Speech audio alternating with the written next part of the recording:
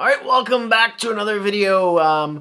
This is video 5 of 5 in a series in which we talk about top 10-ish statistics for forwards only, no defensemen. And in this last video, we're going to talk about power play points and goals. Starting off with power play points. Notice I didn't do power play goals, but power play points. Number 8 with 25 points. We have a three-way tie here between Austin Matthews, who you think would be on this list or even higher with the kind of firepower they have on that power play, but it's been hugely inconsistent this season and even last, really. Ever since they got John Tavares, you'd think they'd be in the number 1 spot year after year, but not so. They just haven't figured it out so far. In any case, we have JT Miller of the Vancouver Canucks. That's a bit of a surprise. I mean, he never really kind of showed up on any of these lists when he was with Tampa or even New York Rangers before that.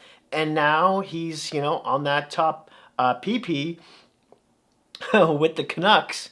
And he's getting results, or he's at least getting that opportunity, hence why he's here. And ironically, one of his older teammates, Kucherov of the Tampa Bay Lightning. He's the third guy tied on this list. And yeah, that's to be expected, really, the kind of player he is. Number 7, we have another three-way tie. Boom! Mind blown. Starting with with David Perron of the St. Louis Blues. They all have 27 points, by the way. Jack Eichel of the Sabres and Zibanejad. I can never quite pronounce that properly. Of the New York Rangers. That's his name, by the way. Zibanejad. I can never pronounce that quite properly. Of the New York Rangers. Now, I'm not surprised to see Zibanejad on this list. I mean, he's having a career year, right? He had 5 goals in one game against these guys.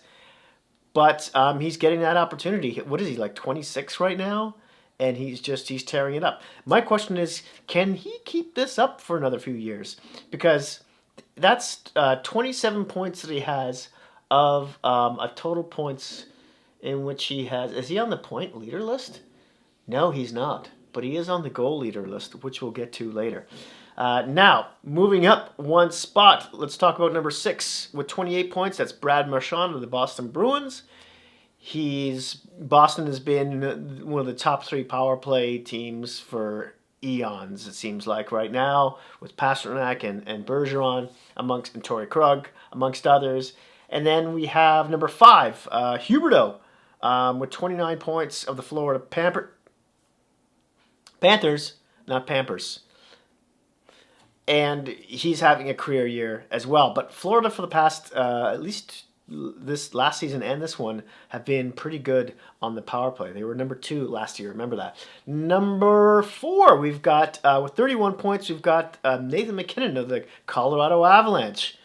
No surprise again. Number 3, David Pasternak with 38 points of the Boston Bruins. Brad Marchand, Patrice Bergeron, Torrey Krug. That's a elixir for one of the top 2 power plays in the league. Number 2, we've got, with 43 points, McDavid of the Edmonton Oilers.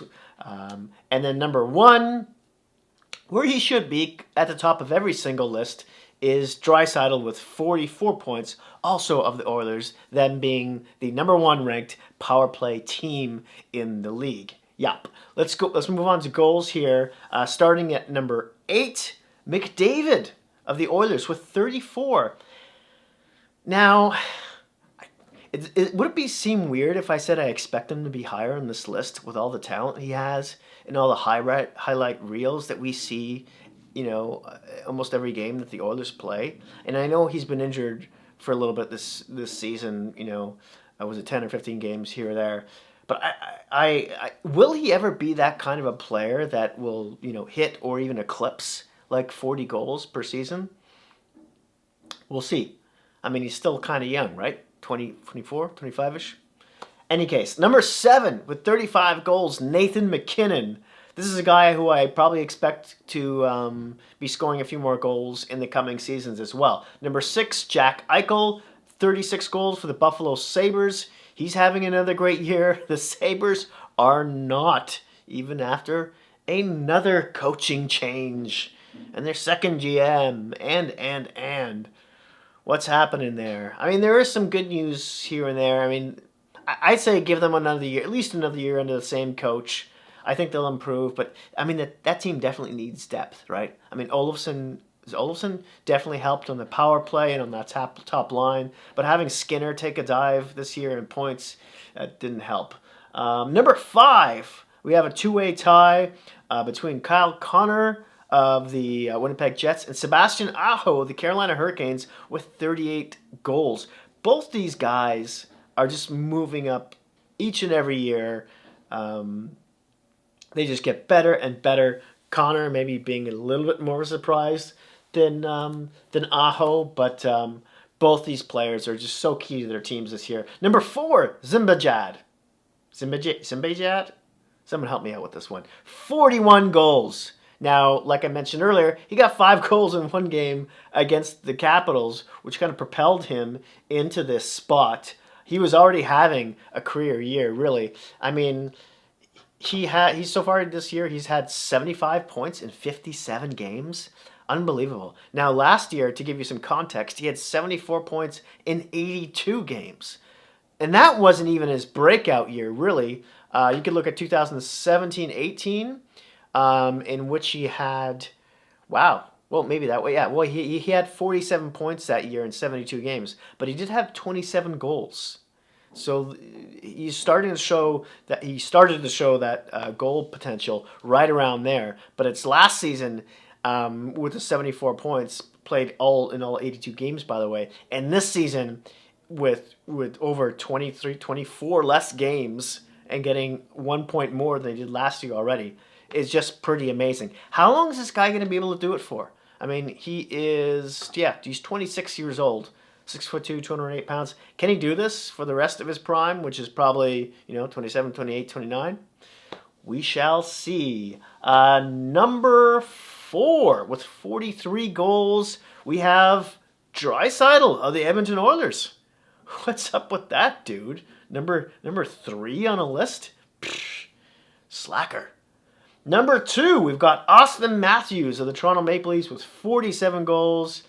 Man, it just makes me cry that he could have broken Rick Vive's record. Was it with 51 goals or something? Who's led the Leafs with that? He could have. Yeah, it just. I have no words. You could see. I'm just. Yeah, nowhere. Just unbelievable.